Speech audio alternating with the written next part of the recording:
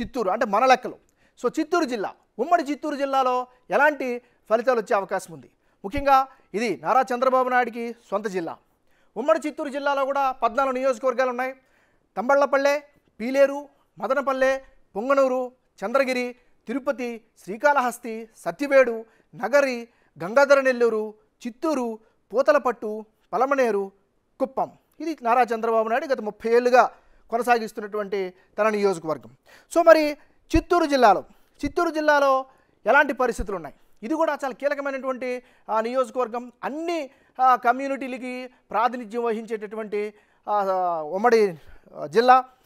ఈ జిల్లాకు సంబంధించిన పాత స్టాటిస్టిక్స్ని కనుక ఒకసారి పరిశీలించినట్లయితే 2014లో వైసీపీ 8 స్థానాల్లో గెలిస్తే తెలుగుదేశం పార్టీ 2014లో అప్పుడు అధికారాన్ని చేపట్టిన చంద్రబాబు నాయుడు సొంత జిల్లా అయినా కేవలం 6 స్థానాల్లో 2014లో గెలిచింది. ఇక 2019లోకి వచ్చేసరికల్లా వైఎస్ఆర్ కాంగ్రెస్ పార్టీ వేవ్లో 13 స్థానాలు ఏకంగా గెలుచుకుంది. ఒక్క స్థానం, అది కూడా నారా చంద్రబాబు నాయుడు చిత్తూరు జిల్లా నుంచి 2019లో గెలిచారు. మరి ఇప్పుడున్నటువంటి రాజకీయ పరిస్థితుల్లో ఉమ్మడి చిత్తూరు జిల్లాలో ఎలాంటి ఫలితాలు వచ్చే అవకాశం ఉంది?